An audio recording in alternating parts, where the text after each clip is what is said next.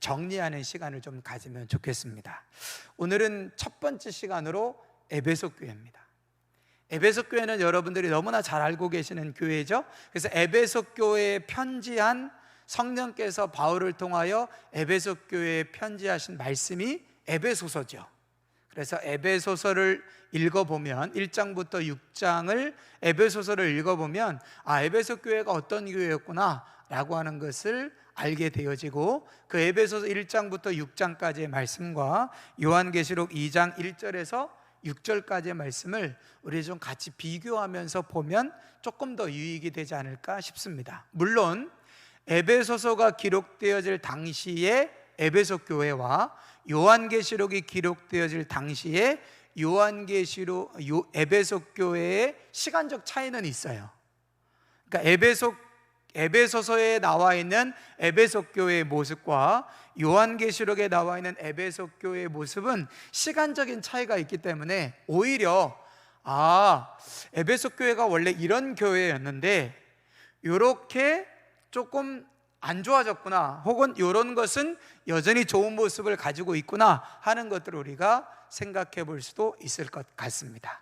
그래서 순서에 따라서 에베소 교회를 통해서 우리에게 주시는 교훈들을 하나하나 좀 살펴보고 싶은데요, 첫 번째는 에베소 교회에게 말씀하시는 분이 누구신가라고 하는 겁니다. 각 교회에게 말씀하실 때에 각 교회에게 말씀하시는 분은 다 동일해요. 누가 말씀하실까요?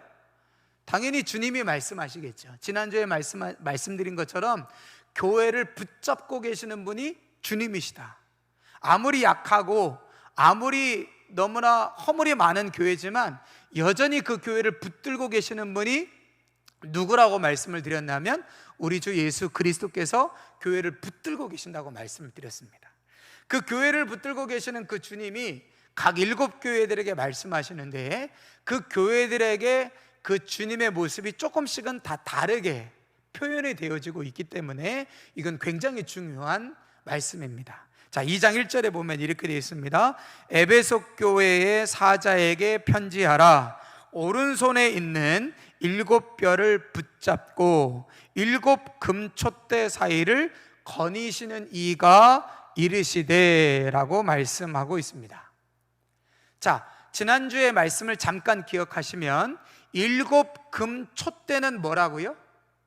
7 교회라고 말씀을 드렸습니다. 2장 1절 앞에 1장 20절에 보면 내가 본 것을 내 오른손의 7별의 비밀과 또 7 금촛대라. 7별은 7 교회의 사자이고 7 촛대는 7 교회다 라고 말씀하셨습니다.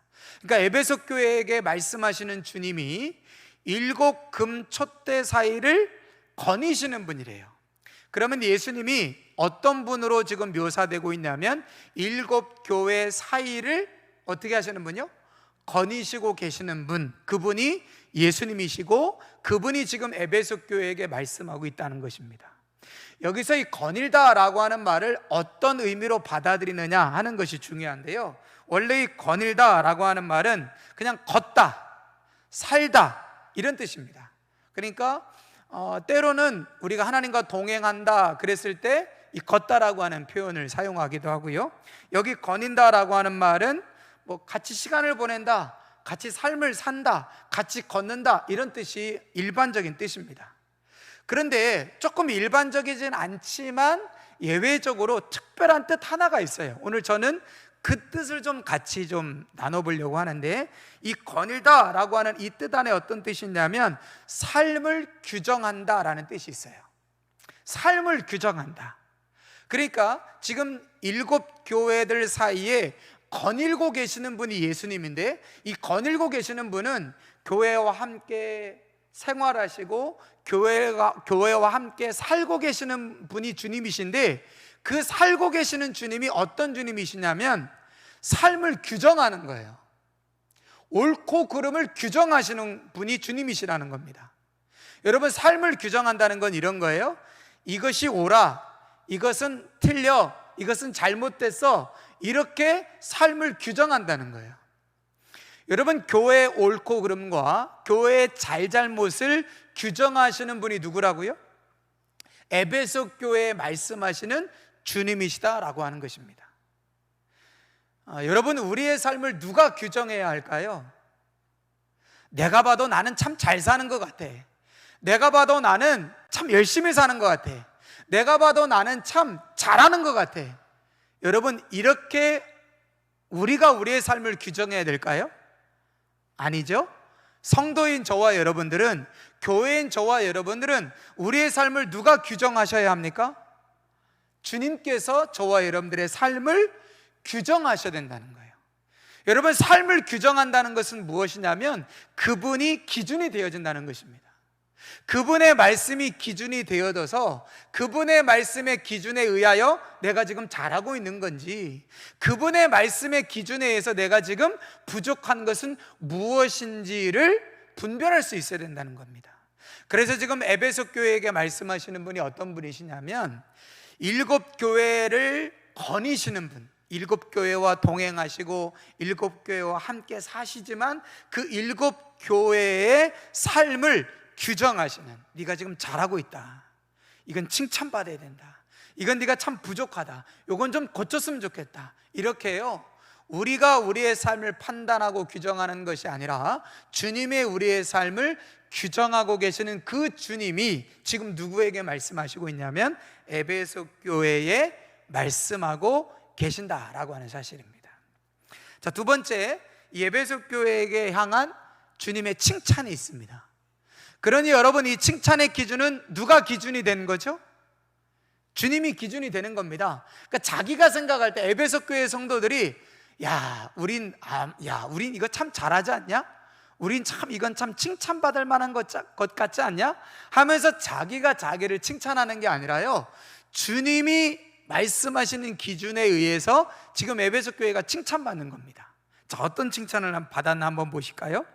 내가 내 행위와 수고와 내 인내를 알고 라고 말합니다. 자, 세 가지를 칭찬하시는데, 첫 번째는 행위, 두 번째는 수고, 그리고 세 번째는 인내를 말합니다. 여기 행위라는 말은 어떤 말이냐면요, 노력이라는 말이에요. 그러니까 다시 제가 말씀드릴게요. 너의 노력과 너의 수고와 너의 인내를 내가 안다라고 말씀하고 있는 겁니다. 그러면서 3절에 또 이렇게 말씀합니다. 내가 참고 내 이름을 위하여 견디고 게으르지 아니한 것을 안다라고 말씀했어요. 그러면 자, 2절과 3절을 보시면 2절에 내 수고, 내 노력, 내 수고, 그리고 내 인내, 이 세 가지죠. 그런데 세 번째 나오는 그 인내를 3절에서 추가적으로 설명을 하고 있습니다.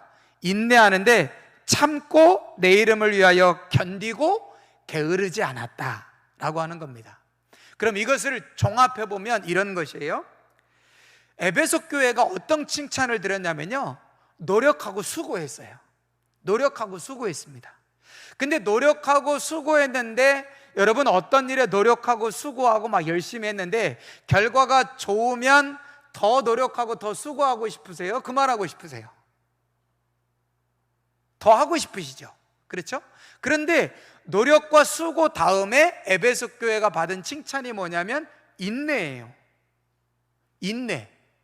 그러니까 인내라고 하는 말을 통해서 에베소 교회가 수고하고 노력한 것에 대한 결과가 금방 나타났다고 볼 수 있습니까? 아니면 지금 잘 나타나지 않았다고 볼 수 있나요? 지금 잘 나타나지 않은 거죠. 그러니까 지금 뭔가 수고하고 뭔가 노력은 하는데 그 결실이 지금 당장 나타나고 있어요. 그렇지 않아요? 그렇지 않은 거예요. 그럼에도 불구하고 에베소 교회는 지금 뭐 하면서? 인내하면서 계속해서 뭐 하기를 중단하지 않았다고요? 수고하고 노력하는 것을 중단하지 않았다는 사실입니다. 그것에 대해서 예수님께서 지금 에베소 교회를 칭찬하고 계신 거예요. 그러면서 추가적으로 뭐라고 말씀하시냐면 내가 참았다, 그리고 내 이름을 위하여 견디었다, 그리고 마지막으로 게으르지 아니하였다라고 말합니다. 여러분, 여기 게으르지 않았다라고 하는 말이 원래 어떤 뜻이냐면요, 약해지지 않았다, 피곤해지지 않았다, 이런 뜻이에요. 그러니까 뭔가를 계속해서 하는데 힘이 약해지거나 의지가 약해지거나 몸이 약해지거나 하지 않고 계속해서 노력하고 수고하는 열정을 식어지지 않도록 했다라고 하는 것을 의미합니다. 그러니까 에베소 교회가 받은 첫 번째 칭찬은 어떤 칭찬이냐면요, 열심히 했어요. 열심히 수고하고 열심히 노력했습니다. 그런데 당장 그 수고와 노력의 결실과 열매가 당장은 없어요. 그럼에도 불구하고 야, 이거 해서 뭐하냐? 야, 이렇게 내가 수고하고 했었는데 이거 해서 뭐해? 그만, 포기, 안 할래, 더 이상 안 할래, 이렇게 하지 않고 견디면서, 인내하면서, 게으르지 아니하면서, 그러니까 자기의 의지와 자기의 열심과 자기의 마음이 약해지지 않도록 하면서 계속해서 노력과 수고를 해 나간 것에 대해서 예수님께서 칭찬하고 계신다라는 사실입니다. 그렇다면 요한계시록 전체의 상황을 보면 여러분, 지금 에베소 교회도 핍박이 있었을까요? 없었을까요? 당연히 핍박이 있었던 상황이겠죠. 그러니까 교회적으로 굉장히 핍박이 심했던 상황 속에서 뭔가 믿음을 지키기 위해서, 또 교회를 위해서, 성도를 위해서 막 수고하고 노력하고 애써요. 그런데 환경과 상황이 핍박의 상황이다 보니까 금방 그 수고와 노력이 결실 맺기가 참 어렵지 않겠습니까?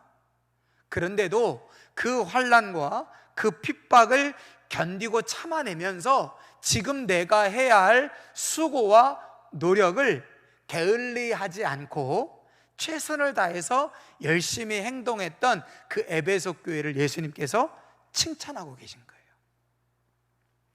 저도에도 말씀드렸지만 지금 비대면 예배가 계속되다 보니까 우리가 교회에 나와서 예배드리지 못하는 것이 점점 시간이 길어지고 있습니다. 그런데요, 비대면 예배든 대면 예배든 상황이 좀 우리에게 힘들고 어려운 상황이라 할지라도 동일하게 하나님을 예배하기 위한 수고, 하나님을 예배하기 위한 노력, 하나님을 예배하기 위한 열심을 동일하게 갖는다면 하나님께서 에베소 교회에게 칭찬하신 것처럼 우리에게도 동일하게 칭찬하실 수 있다라는 사실입니다. 언제든지 자유롭게 이 코로나19 이전의 상태처럼 우리가 얼마든지 교회에 와서 마음껏 함께 예배드릴 수 있는 상황에서 정말 수고하고 노력하고 애쓰면서 예배드리는 것도 하나님 당연히 칭찬하시지만, 우리가 교회에 나와서 함께 예배드릴 수 없는 상황에서 가정에서 예배를 드리는데, 내가 가정에서도 예배 드릴 때에 하나님이 받으시는 예배를 드리도록 하기 위해서 내가 수고하고 내가 애쓰고 내가 노력하고, 그럴 때 하나님이 그 수고와 그 노력을 하나님께서 에베소 교회에게 칭찬하셨던 것처럼 우리에게도 칭찬하실 것이다 라고 하는 사실이죠. 두 번째 에베소 교회가 칭찬받은 것이 있는데, 두 번째 칭찬받았던 것이 뭐냐면 교회 안에 있는 거짓을 드러내는 일을 게을리하지 않았다는 거예요. 2절 후반절에 한번 보실까요? 악한 자들을 용납하지 아니한 것과 자칭 사도라 하되 아닌 자들을 시험하여 그의 거짓된 것을 내가 드러낸 것, 그걸 칭찬한대요. 자, 무엇을 드러냈다고요? 거짓을 드러냈다고 말합니다. 그러니까 교회 안에, 교회 공동체 안에 어떤 사람들이 있었냐면, 내가 사도다, 내가 하나님의 종이다, 내가 하나님의 사람이다 그러면서 자칭 사도라고 말하는 사람들이 있었습니다. 그런데 그들을 그냥 그들의 말을 그냥 무턱대고 믿는 게 아니라요, 정말 저가 하는 말이 진리인지 아닌지를 드러냈다는 거예요. 정말 저 사람이 하는 말이 정말 자칭 사도인지 아니면 정말 하나님의 사도인지, 저가 말하는 것이 정말 하나님의 입에서 나온 말씀인지 아니면 자기 생각인지, 이것을 드러내는 것을 끊임없이 했다는 겁니다, 에베소 교회가. 그래서 진리를 지켰다는 거예요. 거짓을 드러냄으로 인하여 진리를 명확하게 드러내는 일을 했던 것, 이것이 바로 에베소 교회가 받았던 두 번째 칭찬이다라는 사실입니다. 교회는요, 거짓이 있으면 안 됩니다. 물론 우리가 살아가면서 거짓말을 해야 될 필요성이 있다고 느낄 때도 있고, 선의의 거짓말이라고 하는 말도 이야기를 참 많이 하죠. 그런데 두 가지 측면에서, 첫 번째, 하나님 앞에서 정직해야 합니다. 하나님을 속일 수 있는 분은 없잖아요. 누가 하나님을 속이겠습니까? 하나님은 만홀히 여김을 받으시지 않는 분이에요. 우리가 아무리 속여도 하나님을 속일 수 없는 분입니다. 여러분, 초대교회가 성령의 역사가 아주 강력한 교회였다라고 하는 사실을 보여주는 사도행전의 사건이 있죠. 사도행전 5장에 보면 어떤 일이 일어납니까? 요셉이라고 하는 사람이, 바나바라고 하죠, 그 사람이 자기의 소유를 팔아가지고 하나님 앞에 드렸어요. 그랬더니 아나니아와 삽비라라고 하는 부부가 아마 교회의 리더였던 것으로 보여져요. 야, 우리도 좀 뭔가 교회에 기여하고 헌신해야 되지 않겠냐 해서 서로 상의를 합니다. 그래서 땅을 팔기로 결정을 해요. 그런데 땅을 팔기로 결정을 했지만 땅을 팔고 나서 그것의 일부를 감추고 하나님 앞에 일부만 드립니다. 그런데 어떤 일이 일어나죠? 그게 그냥 어떤 과정도 없이요, 이것이 전부냐? 예, 전부입니다. 거짓말 하는 순간 죽습니다.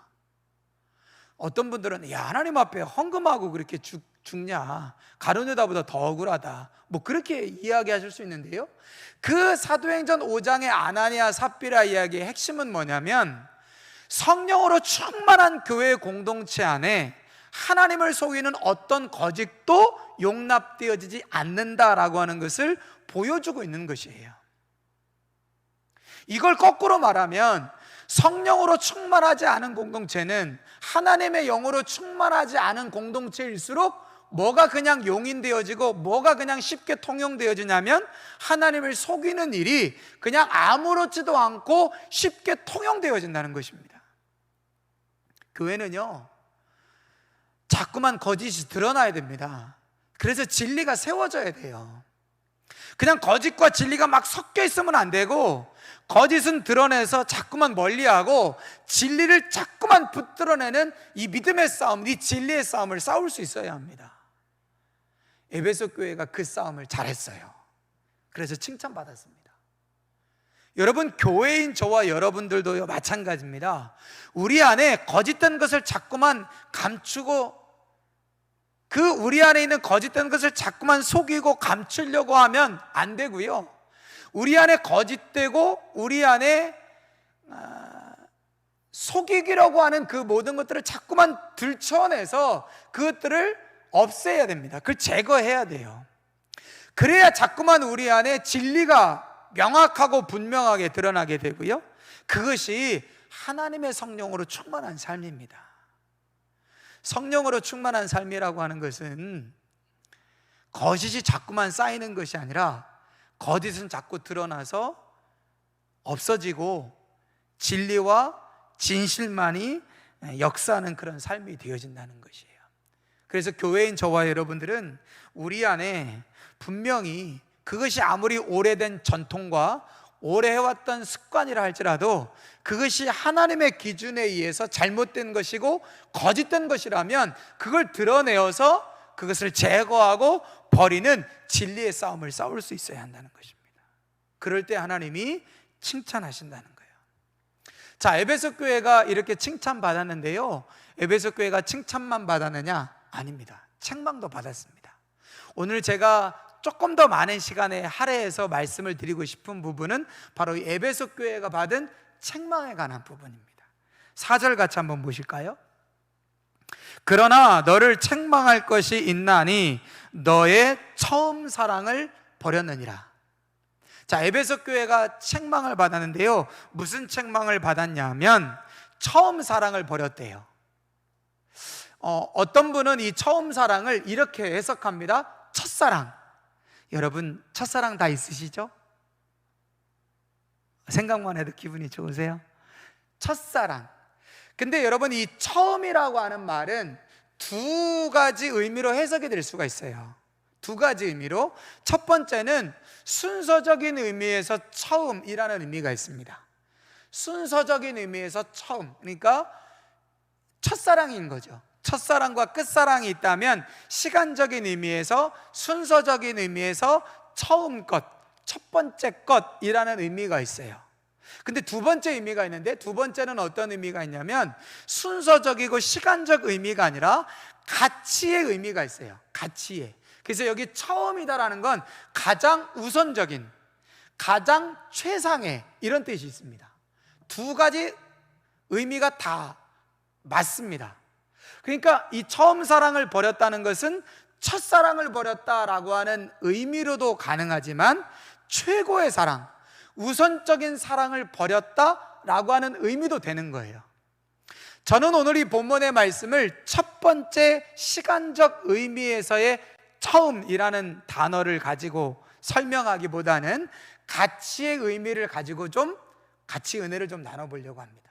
그러니까 에베소 교회가 책망을 받았는데, 어떤 책망을 받았냐면, 너희가 사랑을 버렸는데 어떤 사랑을 버렸냐면, 야, 너희가 에베소 교회가 처음 만들어졌을 때, 너희들이 얼마나 주님 처음 만났을 때 그렇게 주님 사랑했냐. 근데 10년, 20년 신앙생활 하다 보니까 그 처음 주님 사랑했던 그 첫사랑을 잃어버렸다. 너희가 그 첫사랑을 좀 회복해라. 여러분, 이런 얘기 많이 들으셨죠?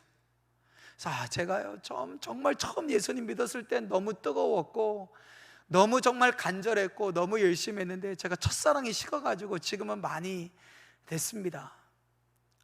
그런 얘기들을 많이 하세요. 근데 첫사랑을 회복하는 것도 중요하지만요, 첫사랑보다 끝사랑이 더 큰 게 좋습니다. 그렇죠? 언제나 첫사랑으로 가시렵니까? 아니면 첫사랑보다 끝사랑이 더 크시렵니까? 저는 첫사랑보다 끝사랑이 더 컸으면 좋겠어요. 예수님을 처음 만났을 때 감격이 아무리 커도 내가 이 세상에서 주님 부르시는 그 순간에 주님을 살아가는 끝사랑이 더 커야죠. 물론 내가 정말 주님 처음 만났을 때 그 첫사랑, 내가 지금 사랑이 많이 식었으니까 그 첫사랑을 회복해야 될 텐데, 물론 어떤 의미인지 압니다. 그러나 그 첫사랑이 식었으면요, 그 첫사랑을 회복하고 그 첫사랑에 만족하지 말고 그 첫사랑보다 더 큰 끝사랑을 위해서 가야 되는 거예요.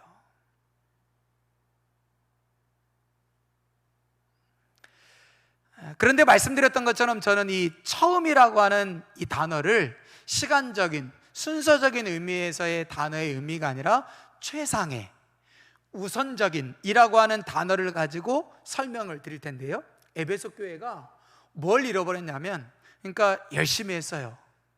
노력도 했어요. 인내했어요. 견뎠어요. 그리고 거짓은 막, 이건 거짓입니다, 이건 하나님의 말씀이 아닙니다, 이건 하나님이 보실 때 옳지 않습니다, 이것은 하나님이 보실 때 기뻐하지 않는 것입니다, 그러면서 그걸 막 밀어내고 쫓아내며 거부하며 하나님이 주신 진리를 지키려고 막 애를 썼어요. 그건 하나님이 칭찬하셨어요. 그런데 그런 과정 가운데 에베소 교회가 뭘 잃어버렸냐면, 우선적인 사랑, 최상의 사랑, 다시 말하면 가장 가치 있는 것이 사랑인데, 그 가장 가치 있는 사랑을 에베소 교회가 어느 순간 잃어버렸다는 거예요. 그래서 에베소 교회를 책망하시면서 너희가 사랑을 좀 회복했으면 좋겠다. 진리를 지켜내는 싸움도 중요하고, 인내하고 견디고 열심히 하고 노력하는 것도 참 중요한데, 가장 가치 있는 건 사랑 아니냐. 이 최고의 사랑, 최상의 사랑, 우선적인 사랑, 사랑에도 여러 가지 사랑이 있다면 가장 우선되어야 할 사랑, 사랑에도 여러 가지 사랑이 있다면 가장 가치 있는 사랑, 그것을 잃어버린 채 너희들이 지금 신앙생활을 하고 있는 것 같다. 그러니 너희가 그 사랑을 어디에서 잃어버렸는지를 잘 기억하고 그 첫사랑, 그 처음 사랑을 다시 회복해라. 그러면서 뭐라고 말씀하시냐면, 회개하여 처음 행위를 가져라. 이 처음이라는 말을 시간적 의미로 첫 번째 것이라고 한다면 첫 번째 행위를 가지라는 의미가 되지만, 우선적이고 최상의라고 하는 의미를 갖는다면 회개하여 우선적인 행위를 먼저 하라는 거예요. 회개하고 가장 가치 있고 가장 최상의 행위를 할 수 있어야 된다라고 예수님께서 말씀하고 있습니다. 근데 이게 굉장히 중요해요. 왜냐하면 뒤에 뭐라고 말씀하시냐면, 만일 그리하지 아니하고 회개하지 아니하면 내가 내게 가서 내 촛대를 그 자리에서 옮기겠다라고 엄중히 경고하고 계시는 거죠. 그러니까 이 사랑을 회복하는 것이 얼마나 귀하고 중요한 일인가라고 하는 것을 에베소 교회를 통해서 알 수 있게 되어집니다. 제가 여러분에게 한번 물어볼게요. 여러분 사랑하고 계십니까? 사랑이 뭐죠? 사랑 좋은 거죠. 근데 성경이 말하는 사랑은요, 추상적이지 않습니다. 결코 추상적이지 않습니다. 성경이 말하는 사랑은 감정적인 것도 아닙니다. 성경이 말하는 사랑은 구체적이고 실천적인 거예요. 여러분 대표적으로 성경에서 사랑하면 여러분들 딱 떠오르는 성경 말씀이 어디죠? 고린도전서 13장, 사랑장이라고 불리는 고린도전서 13장이지 않습니까? 사랑은 언제나 오래 참고, 사랑은 언제나 온유하며 로 시작되는 이 사랑장에 보면 여러 가지 사랑에 대한 것들이 많이 있는데 이런 것이 있어요. 중간에 보시면 사랑은 시기하지 않고 자랑하지 않고 교만하지 않고 무례히 행치 않고 자기 유익을 구치 않고 성내지 않고 악한 생각을 하지 아니하고 불의를 기뻐하지 않는다. 근데 여기 사랑에 뭐가 나오냐면 무례히 행치 아니한대요. 여러분 사랑은요 무례히 행치 않는 것입니다. 그렇다면 사랑이란 무례히 행치 않는 것이니까 반대로 표현하면 뭐예요? 사랑은 예의를 갖추는 겁니다. 여러분 내가 정말 상대를 사랑하잖아요. 그러면 상대에 대해서 예의를 갖춥니다. 사랑은요 여기 안에 있는 감정이 아니라요, 사랑은 여기 안에 있는 생각이 아니라, 사랑은 저기 어딘가에 있는 추상적인 개념이 아니라 사랑은 실제적으로 구체적인 거예요. 사랑하면 어떻게 한다고요? 인내해요. 사랑하면 어떻게 한다고요? 오래 참습니다. 사랑하면 어떻게 해요? 시기하지 않고요. 사랑하면 어떻게 한다고요? 무례히 행치 않습니다. 여러분 꼭 기억하세요. 사랑은 추상적이거나 감정적이거나 관념적인 것이 아니라 성경에 말하는 사랑은 실제적이고 구체적인 것이에요. 그러므로 사랑은 말로 할 수 있는 것이 아닙니다. 사랑은 감정적으로 할 수 있는 것이 아니에요. 성경이 말하는 사랑은요, 남녀 간의 사랑은 감정적으로 뭔가 스파크가 뛰고 뭔가 전류가 흐르면 내가 저 사람을 사랑하는가 보다 할 수 있습니다. 그러나 성경에서 말하는 사랑은 제가 주님 사랑해요, 제 가슴이 뜨거워졌어요, 주님 사랑하는 것 같아요. 그것이 주님이 말씀하시는 사랑, 주님이 요구하시는 사랑이 아니라요, 구체적이고 실천적으로 실제적으로 나타날 수 있는 것이 사랑이어야 됩니다. 그래서 사랑은요 여기 무례히 행치 않는다라고 하는 이 표현을 빌려서 본다면, 사랑은 그 사람에 대해서, 내가 그 사람을 사랑한다면 그 사람에 대해서 어떤 태도를 보이고 있는가 보면 내가 그 사람을 사랑하는지 안 하는지를 알 수 있어요. 여러분 내가 눈에 보이는 어떤 사람을 사랑하면 그 사람에게 어떤 태도를 보이느냐가 그 사람이 그 사람을 정말 사랑하는지 안 사랑하는지를 알 수 있다고요. 근데 문제는 보이지 않는 것이에요. 여러분 사람을 사랑하는 것은 그 사람에게 어떤 태도를 갖느냐를 보면 저 사람이 저 사람을 사랑하고 있는가 그걸 알 수가 있어요. 근데 여러분 하나님은 눈에 보이나요? 안 보이나요? 여러분 하나님 눈에 보이세요? 안 보이세요? 안 보이죠? 그러면 눈에 보이지도 않는 하나님을 사랑하는지 사랑하지 않는지는 어떻게 알 수 있을까요? 어떻게 알 수 있을까요? 그러니까 하나님에 대한 사랑은 자꾸만 어떻게 되냐면 추상적이 되고 관념적이 그러는 거예요. 감정적이 되는 거예요. 왜? 하나님이 어떻게 하니까? 눈에 보이지 않으니까. 여러분 눈에 보이는 대상을 사랑하는 사랑은 그래도 관념적이거나 추상적이지 않게 돼요. 왜? 눈에 보이는 대상을 사랑하니까. 여러분 예를 들어서 김동철 목사님이 사랑에 빠졌다고 해봅시다.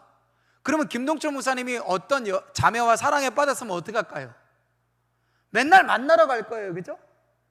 그리고 맨날 만나러 가가지고 뭐 사줄 거예요, 그죠? 때로는 손도 잡고 뽀뽀도 하고 할 거예요. 그 보이죠? 아, 저 사람이 저 사람을 사랑하는구나. 왜? 눈에 보이는 대상을 사랑하는 거니까요. 그 눈에 보이는 대상을 향하여 어떤 행동을 하는지를 보면 그 사람이 정말 사랑하는지 사랑하지 않는지가 판단이 된다고요. 그런데 문제는 우리가 하나님 사랑하는 것은 하나님이 눈에 보이지 않으니까 눈에 보이지 않는 하나님을 어떻게 사랑하는지가 잘 드러나지 않는다는 거예요. 그래서 자꾸만 하나님 사랑은 추상적인 것 같고 하나님 사랑은 관념적인 것 같아 보입니다. 그럼 어떻게 해야 될까요? 방법이 있습니다. 어떤 방법이 있냐면요, 그 사람을 사랑할 때, 예를 들어서 내가 눈에 보이는 어떤 대상을 사랑할 때요, 그 사람이 눈에 보이지 않으면 그 사람의 소유에 대해서 어떤 태도를 갖는지를 보면 됩니다. 무슨 말이냐면 이런 거예요. 하나님 눈에 보이지 않죠? 그쵸? 근데 하나님을 실제적으로 구체적으로 사랑하는 방법이 있습니다. 뭐냐면 하나님의 소유를 사랑하면 돼요. 하나님의 소유를. 자, 여기 앉아 계신 정인아 권사님은 누구의 소유죠? 누구 소유입니까? 박철희 성도님 거예요? 이철호 성도님, 죄송합니다. 큰일 날 뻔했네. 이철호 성도님 거예요? 아니잖아요. 그럼 따님 거예요? 아니잖아요. 궁극적으로는 누구의 소유죠? 정인아 권사님의 삶은 하나님의 소유죠. 그럼 하나님의 소유이기 때문에 내가 정인아 권사님을 사랑하면 누구를 사랑하는 겁니까? 하나님을 사랑하는 거죠. 그래서 하나님께서 이렇게 말씀하시는 거예요. 어떻게 해서 하나님 사랑할까요? 하나님을 죽도록 사랑하고 내 이웃을 내 몸과 같이 사랑하래요. 왜요? 내 이웃이 누구의 소유이기 때문에? 하나님의 소유이기 때문에요. 여러분, 교회는 누구의 소유인가요? 제 건가요? 여러분 거예요? 기독교 대한성결교회 겁니까? 아니죠. 궁극적으로는 하나님의 것입니다. 그러니 뭘 사랑하면 되죠? 눈에 보이는 이 교회를 사랑하면 됩니다. 그러면 누구를 사랑하는 거죠? 하나님 사랑하는 거예요. 그분의 소유를, 내가 사랑하는 대상의 소유에 대하여 내가 어떤 태도를 가지고 있는가를 보면 그 소유의 주인에 대하여 내가 사랑하고 있는지 사랑하고 있지 않은지를 알 수 있다는 거예요. 그래서 그런 삶을 뭐라고 말하냐면 청지기라고 말합니다.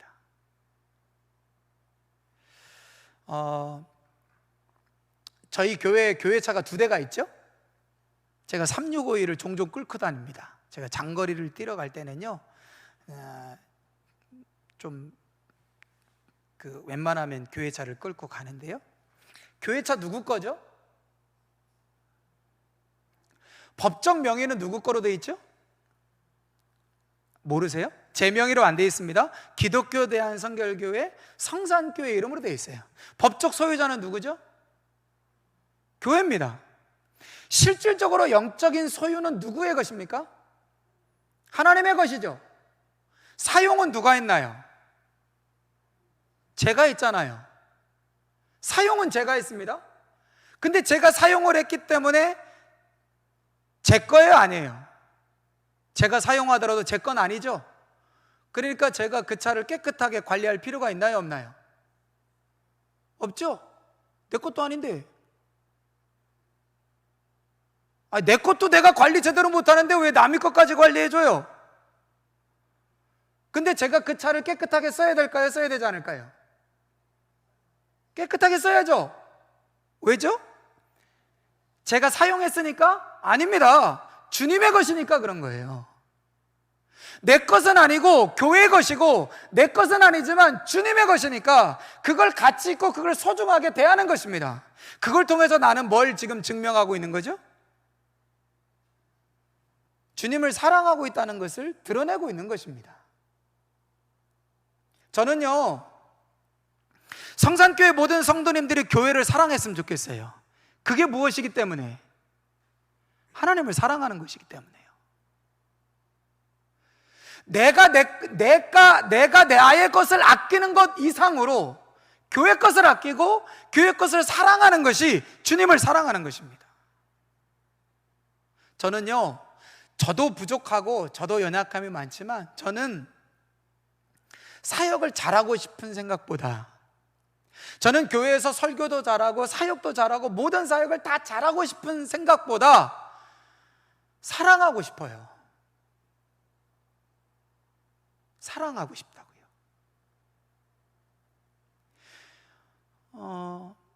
잘할 수 있죠. 설교도 잘할 수 있고 사역도 잘할 수 있죠. 근데 잘하는 사람보다 저는 사랑하는 사람이 더 좋습니다. 뭐 여기 전도사님, 김 목사님도 계시지만 어린이들, 학생들, 학생 사역, 어린이 사역 잘하면 좋죠. 그런데 잘하는 것보다 더 중요한 건 사랑해서 하는 거예요. 내게 맡겨진 학생들을 사랑하는 것, 그게 누구를 사랑하는 것이냐면 하나님을 사랑하는 것입니다. 내게 맡겨진 어린아이들을 사랑하는 것, 그게 하나님 사랑하는 거예요.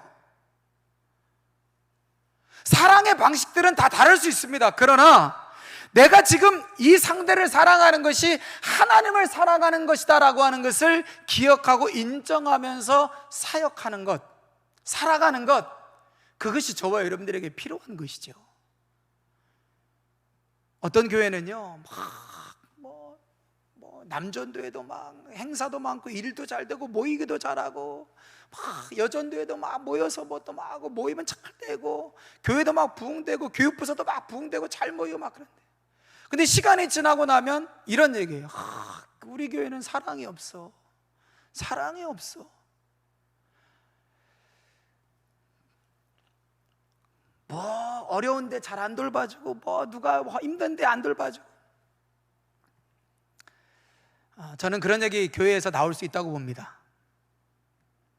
완벽하게 안 나올 수는 없겠죠. 그러나 적어도요, 우리 모든 교회 성도님들이 하나님을 사랑함으로 모든 일들을 하면 그런 얘기들은 쉽게 안 나올 거라고 생각합니다. 내가 주님을 사랑해서 설교하고요, 내가 주님 사랑해서 교회 청소하고요, 내가 주님 사랑해서 밥하고요, 내가 주님 사랑해서 기도하고요, 내가 주님 사랑해서 섬겨주고요. 왜냐하면 하나님은 눈에 보이지 않는데 이 교회가 주님의 것이고 나와 함께 신앙생활하는 우리 성도들이 주님의 것이니까 그를 사랑하고 그를 섬기는 것이 주님을 사랑하는 것이기에, 여러분, 에베소 교회가 이걸 잃어버렸네요. 가장 중요한 사랑이요. 사역만 있고 사랑은 없는 에베소 교회를 예수님께서 책망하고 계신다라고 하는 사실입니다. 저는 뭐 주인의식 그런 얘기 참 많이 합니다. 성도들이 교회에 대해서 주인의식 가져야 된다. 아니요, 주인의식보다 더 필요한 것이요, 사랑하는 것입니다. 사랑하는 것이요. 주님은 눈에 보이지 않지만 이 교회 공동체를 주님의 것이라고 말씀하셨으니까, 심지어는 교회가 그리스도의 몸이라고 말씀하셨으니까, 여러분, 교회가 그리스도의 몸이래요. 그러니 그 그리스도의 몸된 교회를 사랑하는 것이 여러분 주님 사랑하는 것이지 않습니까? 저는 한참 부족한 사람이에요.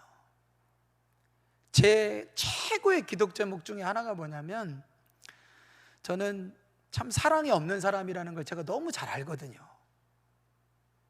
사랑을 어떻게 해야 될지도 잘 모르고 사랑에 대해서도 참 잘 모르는 그런 사람이에요. 근데 제가 만난 하나님은 하나님이 저를 사랑하신다는 것이었거든요. 그래서 제가 예수님을 인격적으로 만나고 다른 건 다 몰라도 저는 사랑을 배워가고 있습니다. 알아가고 있어요. 좀 정직하게 조금 과장돼서 말씀드리면요, 저는 저의 아내를 처음 만났을 때도 진짜 사랑으로, 진짜 주님이 사랑하시는 그 사랑으로 사랑했던 부분들이 굉장히 약했던 것 같아요. 그런데 20년을 살아오면서 부부간에 사랑이 깊어지는 게 아니라 하나님의 사랑을 경험하고 알아가는 것만큼 부부간의 사랑도 깊어지고 회복이 되어지더라고요. 사랑이 더 깊어져 가고 사랑을 더 깊이 알아가는 것 굉장히 중요합니다. 사랑은 감정적이고 추상적이고 관념적인 것이 아니라 실제적이고 구체적이고 실천적인 것이다 라고 하는 것들을 우리가 다시 한번 기억해야 될 필요가 있는 것이지요. 에베소 교회는 어느 시점에선가 주를 사랑하고 교회를 사랑하고 이웃을 사랑하는 사랑을 잃어버린 시점이 있었던 것으로 보여져요. 그 시점으로 다시 돌아가서 에베소 교회에게 다시 그 사랑을 회복하도록 하나님께서 요구하고 계십니다. 저와 여러분들도 어느 시점에 혹은 어느 공간에서 우리가 잃어버리지 않아야 될 사랑을 잃어버린 부분들이 있을지 모르겠어요. 어디서 잃어버리셨습니까? 혹은 무엇 때문에 잃어버리셨습니까? 어떤 분들은 이런 얘기예요. 내가 참 신앙생활을 열심히 했다. 내가 참 교회를 잘 섬기고 주님 사랑했다. 그런데 어떤 목사님을 만났는데 그 목사님께 너무 실망을 한 다음부터는 내가 교회를 떠나 있다.